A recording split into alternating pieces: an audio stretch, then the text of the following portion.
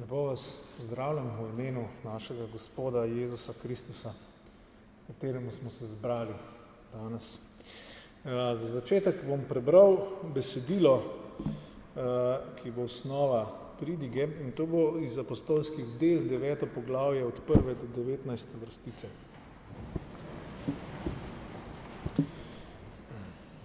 Takole pravi Božja beseda. Medtem je Savel še naprej besnel in grozil smrtjo Gospodovim učencem. Šel je k velikemu duhovniku in si izprosil pisma za shodnice v Damasku, tako da bi lahko vsakega privrženca poti, moškega ali žensko, uklenil in prignal v Jeruzalem. Med potjo, ko se je bližal Damasku, pa ga je nenadoma obsijala luč z neba. Padel je na tla in zaslišal glas, ki mu je rekel: Savel, Savel, zakaj me preganjaš? Rekel je: Kdo si, Gospod?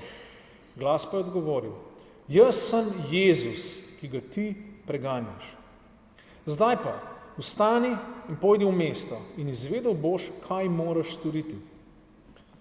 Možje, ki so potovali z njim, so obstali brez besed. Slišali so glas, videli pa niso nikogar.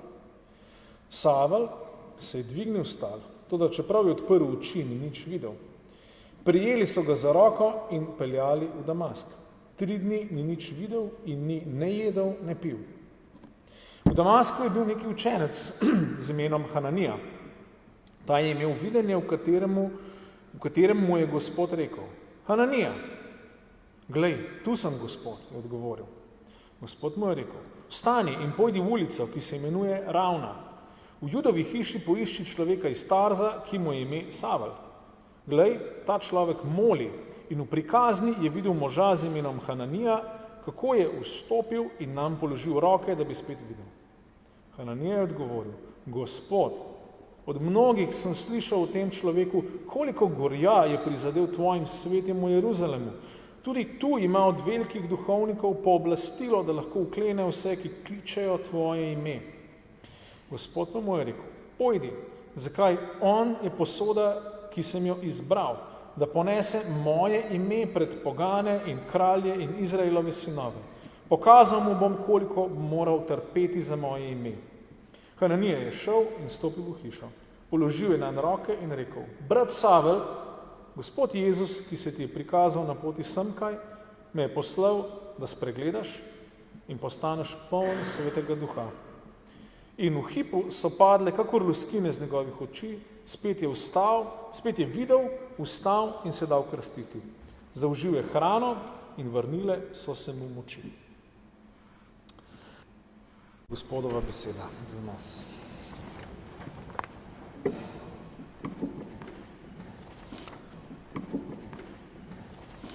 Govorimo o srečanjih z Jezusom. Kot vem, ste letos poslušali in razmišljali o srečanjih z živim Gospodom. In danes imamo tukaj še zadnje tako posebno srečanje z Jezusom. Kaj lahko rečemo o tem dogodku? Najprej mogoče to, da je ta dogodek, ki je tukaj opisan in še na par mestih v apostolskih delih, da je poseben dogodek, da je v nekaterih pogledih izreden. In to moramo najprej videti, najprej spoznati.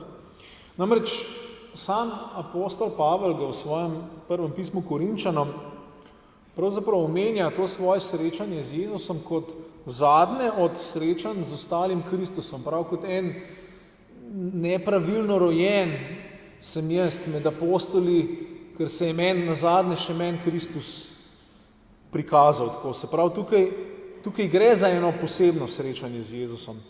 In nadalje, ker je pri tem dogodku posebnega, je to, da je to zdaj ne samo srečanje, kjer se je nekdo spreobrnil, ampak gre dejansko hkrati že tudi za klic v apostolsko službo. Že v tem odlomku in tudi v drugih odlomkih beremo, da je v bistvu Jezus že v tem dejanju, v tem izkustvu, v tem doživetju Pavla poklical na delo. Tukaj bi vas spomnil na 15. vrstico, ki smo jo prebrali, ko Jezus reče Hananiju: Pojdi, zakaj on, namreč Savel, ki bo postal Pavel, je posoda, ki sem jo izbral. To je v bibličnem jeziku je to tak težek izraz, ki pomeni, da je pač posebej izbran od Boga orodje, prek katerega bo Bog deloval. In prav, da ponese moje ime, se pravi Božje ime oziroma Jezusove ime, pred pogane in kralje in Izraelove sinove. Se pravi, tukaj je že Pavlova služba, ki jo bo opravljal vse življenje, je že tukaj izrečena. Pavel je že tukaj poslan v imenu Jezusa, v imenu tega, ki se mu je pokazal pred pogane in kralje in Izraelove sinove. Se pravi, tukaj je klic k apostolski službi. In zdaj, seveda se moramo spomniti, da apostolska služba je tista prva, glavna služba, o kateri priča Nova zaveza. Se pravi, to je to, da je nekdo dejansko posebej osebno poslan od Jezusa, poslan z njegovo avtoriteto, poslan tudi z njegovo močjo, tudi bomo rekli s čudežno močjo, da oznanja evangelij z besedo in z dejanji in znamenji in s čudeži. In to je Pavel opravil. No in k tej posebnosti tega dogodka spada tudi ta posebna znamenja, ki so spremljala ta dogodek. Če ste pazljivo poslušali, ste videli, da je Pavla obsijala luč iz nebes. To je poseben znak Božje pojavitve. In potem imamo tukaj to, da je Pavel ob tem oslepel. In potem imamo na koncu tudi seveda ozdravljenje, ki se zgodi. Se pravi, to vse recimo so elementi tega dogodka, ki so posebni. Posebni v tem smislu, da se ne zgodijo nujno vsakemu kristjanu. No, ampak zdaj, ko smo to povedali, pa moramo iti en korak naprej, pa povedati, da je vseeno ta dogodek tudi zgled spreobrnenja za vsakogar od nas. Namreč že prej v oltarskem berilu smo slišali odlomki iz prvega pisma Timoteju, kjer Pavel sam govori o sebi, o svojem spreobrnenju, in tam spet, če ste pozorno poslušali, Pavel sam pravi, da je to zgled, da je Bog to naredil za zgled vsem, za zgled Božje milosti in tudi seveda za zgled spokorenja. Pavel sam v tistem odlomku najprej pove, da je Jezus Kristus prišel rešiti grešnike, kako pravi, Kristus Jezus je prišel v svet zato, da bi rešil grešnike, med njimi pa sem prvi jaz. Pavel se postavil tukaj kot največjega grešnika, zato ker je preganjal cerkev, ker je delal direktno proti Gospodu. Ampak pa prav, usmilil se me zato, da bi me dal za zgled. Se pravi, vseeno ta dogodek je za zgled vsakmu človeku. Zakaj? Zato, ker smo vsi grešniki. In tukaj smo na isti ravni z Savlom, ki jezdi v Damask preganjati Kristusove učence. Se pravi, vsak se v tem lahko prepozna. In nadalje seveda moramo tudi tole reči in sprevideti. Brez tazga osebnega srečanja z živim Bogom tudi dejansko osebna vera ni mogoča.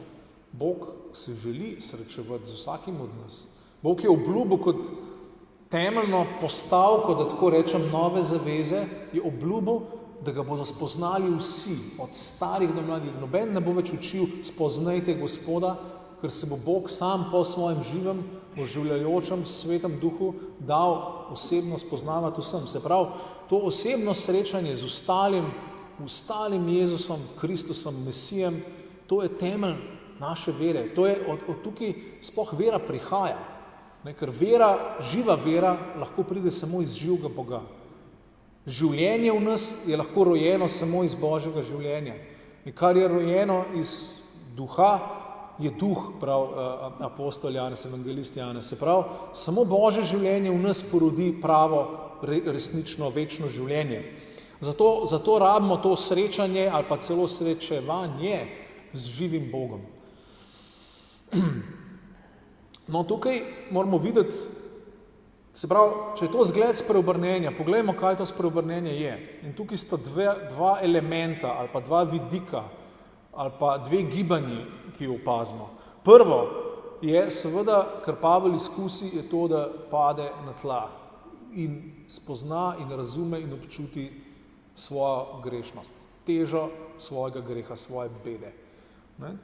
To je prvo, kar se zgodi v vsakem pristnem spokorjenju, spreobrnenju. Oziroma, to je zdaj sploh tradicionalni izraz spokorjenje, to pomeni, da začutiš težo svoje lastne človeške majhnosti, grešnosti, omejenosti, ujetosti, bednosti.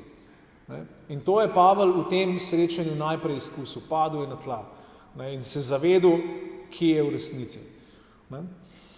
In že tudi ta izkušnja je, če bi samo tukaj ostali, je v resnici, če se iskreno vprašamo, nekaj osvobajajočega. Zato, ker nas sooči s tem, kar je res, nas osvobodi pravzaprav od tega, da se mi pretvarjamo, da smo nekaj, kar v resnici nismo.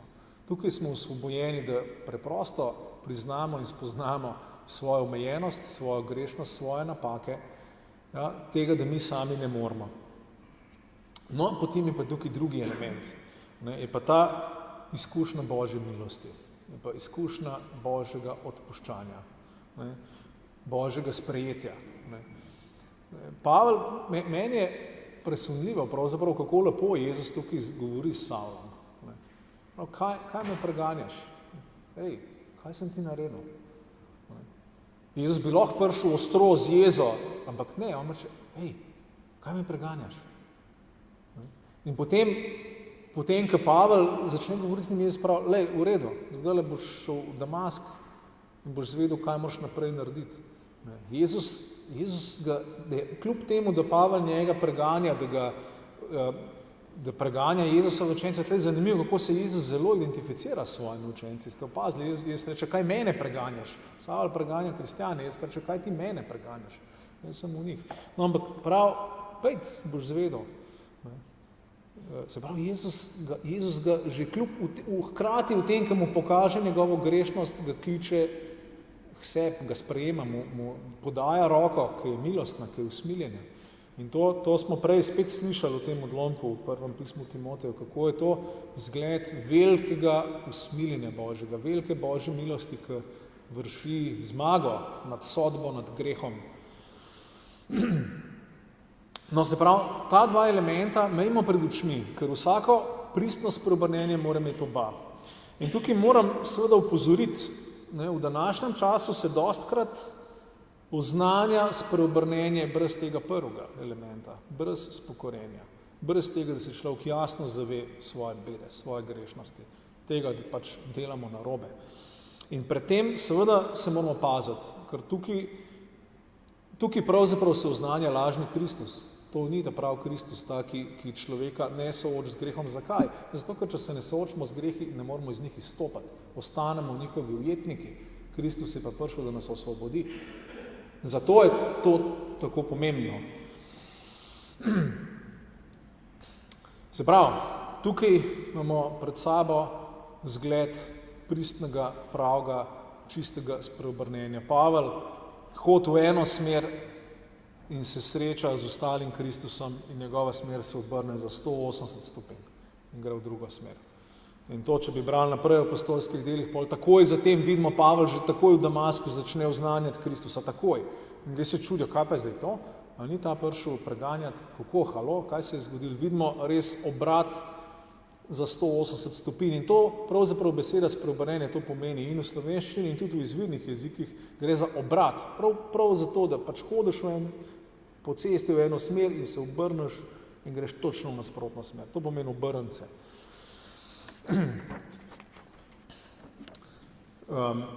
No, potem imamo pa tukaj še naslednji vidik tega dogodka. In to je pa to, da imamo tukaj pred sabo pravzaprav spreobrnenje religioznega človeka. Se pravi, Savel je bil globoko veren človek. Ne samo to, vse vemo, je bil goreč, danes bi rekel mogoče, da je bil verski skrajnež, ampak on je bil globoko prepričan, on je bil globoko predan svoji veri in vsemu očetnim izročilom, kot nekje pravi. In tole nam lahko da misliti. Namreč prav iz tega odlomka se vidi kaj? Da ima človek lahko zelo, zelo močna in jasna verska prepričanja, ampak brez vsakega spoznanja Boga. Savel ni poznal živega Boga. In tukaj je seveda, to je pa obenem tudi spodbuda in izziv za nas. Kaj se je tukaj dogajalo pravzaprav? Ne?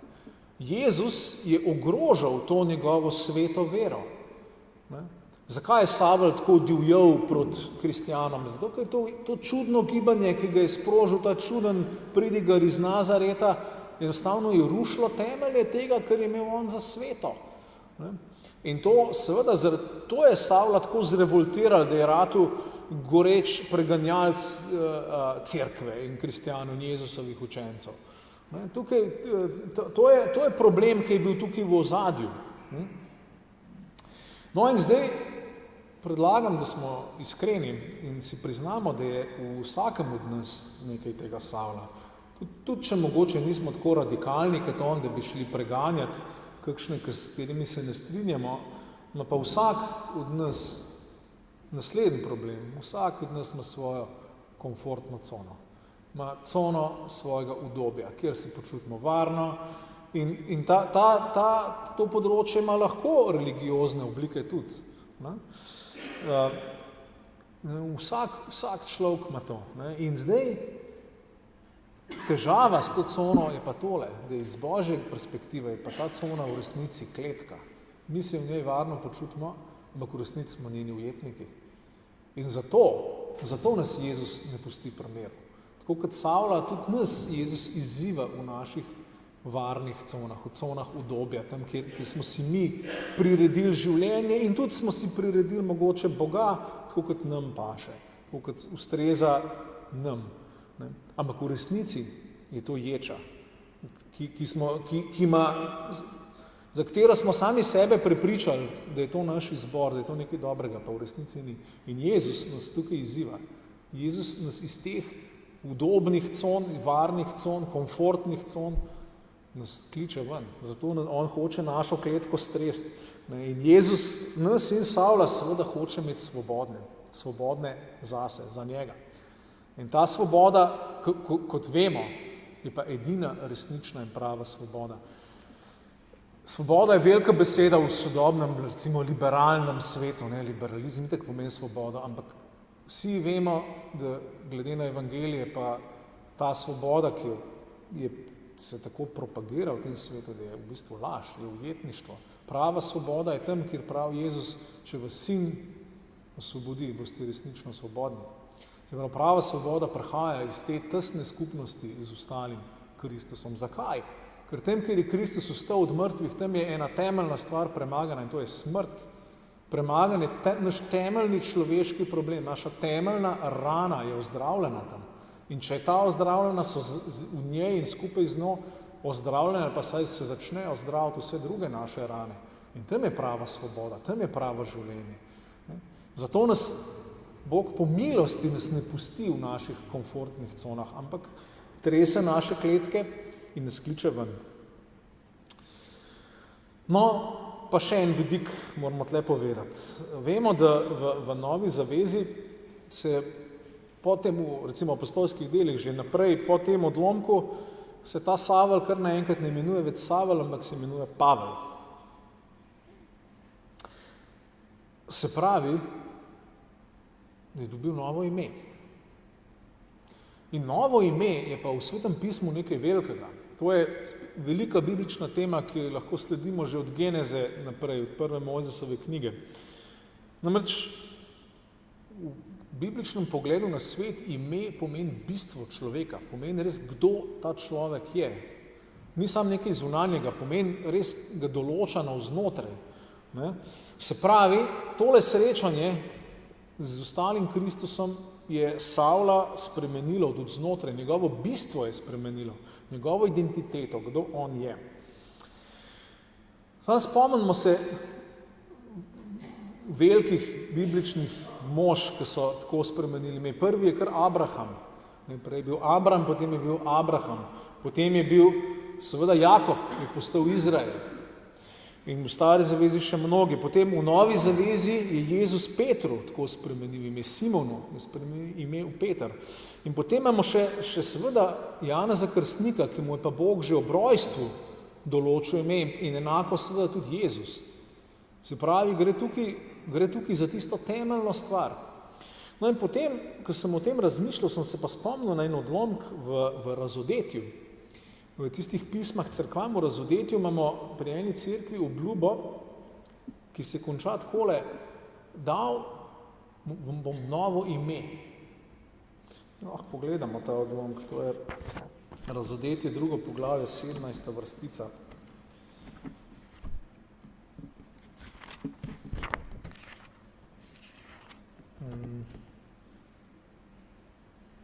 Kdor ima uho, naj prisluhne, kaj govori duh cerkvam. Zmagovalcu bom dal odskrite mane, dal mu bom tudi bel kamenček in na kamenčku bo napisano novo ime. Tega ne pozna nihče, razen tistega, kdor ga prejme. To pa je zelo zanimiva misel. Ko sem o tem razmišljal, v bistvu sem bil presenečen. Kaj zdaj to pravzaprav pomeni, da meni Bog govori, Matjaž, jaz ti bom dal novo ime. Leon, jaz ti bom dal novo ime. Kaj to pomeni? Seveda spet v bibličnem jeziku pomeni, da mi bo Bog v bistvu povedal, kdo je sem. In ta obljuba je nad vsakim od nas. Se pravi, Bog je tisti, ki nam bo dal vsakmo, ki vztraja, ki zmaga. Bo dal novo ime. Bog ima za nas pripravljeno novo identiteto. Se pravi, vsi smo tle v tem procesu vsaj. Vsi smo poklicani, Jezus nas vse kliče k tej novi identiteti. Podobno nekateri vidijo že v stari zavezi, recimo v Jeremiju beremo, Jeremija mol, mi kot tvoje ljudstvo se imenujemo po tvojem imenu. Se pravi, že v stari zavezi je Bog nakazoval, da nekoliko ime prihaja od Boga. No in tako sem tudi v eni molitvi prebral, ko se začne takole, Bog mi daje moje ime. On mi pravi, kdo sem. Zelo zanimiva misel. Se pravi, kdo jaz sem, v resnici ve Bog. Jaz niti tega ne moram vedeti. In seveda, če je on stvarnik, če je on tisti, ki me je najprej ustvaril, ki mi je dal bivanje in naprej, če je on moj odrešenik, se pravi tisti, ki me je odrešil, ki me je odkupil zase, potem je tako seveda tudi prav. On je tisti, ki me v resnici določa, ki ve, kdo sem in ki pove, kdo sem. In pravzaprav je to dobra novica, ker to, kar Bog pravi, da smo, je dobra stvar. Bog pravi, da smo njegovi otroci, sinovi in hčere. To je dobra identiteta, ki jo ima Bog za nas. Bog pravi, da smo sprejeti od njega, da so nam grehi odpuščeni. Bog pravi, da imamo Svetega Duha in da dobivamo naravo, podobo Božjega Sina. Tako da je dobro prisluškovati Bogu o tem. Se pravi, to vidimo v tem dogodku s Jezusom in Savlom, ki postane Pavel. Pavel postane nov človek po srečanju. Srečanje z Jezusom nas tako usodno, ampak v najboljšem smislu usodno zaznamuje, preobrazi, nas postavi na novo pot. No, in zdaj bi zaključil z nekaj konkretnimi izzivi. Najprej, če se še nisi osebno srečal ali pa srečala z ostalim Kristusom, potem moram reči tole, išči in boš našel. To je Božja obljuba. Vsak, kdo išče, najde. Pri Bogu ni elitizma, pri Bogu ni tega, da se enemu razodane, drugim pa ne. Vsak, kdo išče Boga, prejme, najde. Kliči njegovo ime, tako je tudi Pavlu bilo rečeno, klič Jezusovo ime. Vsak, kdo bo klical Gospodovo ime, bo rešen. To je obljuba. Preprosto klicati Jezusovo ime. In, kot smo slišali, priznaj svoje grehe. Priznaj, svobodno. To je v bistvu velika svoboda, da lahko svoje grehe odkrito priznamo. To je resnično osvoboditev od greha, se zgodi tam. No in potem moram reči, če boš to naredil, te čaka izkušnja, ki je neprimerljiva, ki je najlepša, najboljša, najglobja in tudi najresničnejša od vsega. Zato je tudi v tem odlomku smo brali, da je, oziroma Pavel v drugem odlomku, ko govori o tem prav, da ga je obsejala svetloba, ki je svetlejša od sonca. In to je to. Ta dogodek zasenči vsako ostalo svetlobo, vsako ostalo stvar v življenju. Se pravi, če še se nisi osebno srečal ali pa srečala z ostalim, išči in boš našel. To te čaka. No, potem drugi izziv je pa to, da se vsak od nas se moramo vprašati, kako je z mojo religiozno komfortno cono. Tukaj smo vsi ljudje smo religiozni, če hodimo v cerkev ali pa ne, ampak mi, ko hodimo v cerkev, smo pa še posebej ranljivi tukaj. In zato mora vsak od nas biti pazljiv, kje smo se sami zaprli v kletko svojega udobja. In ne pustimo Jezusu, ne pustimo živmu, ustalmu, da bi nas vrgel iz našega konja in da bi stopili v pravo svobodo. V resnici je ta komfortna cona prisilni jopič, ki nam ne da, da bi hodili z Bogom in s tem odbijamo Boga in Božjega duha. No, potem pa še tretji izziv, pa vprašanje za vsakega je pa tole. Ali slutiš, kakšno novo ime ima Bog zate? Kakšno novo ime želi Bog dati tebi? Si pripravljen tudi ti na takšno spremembo? Amen.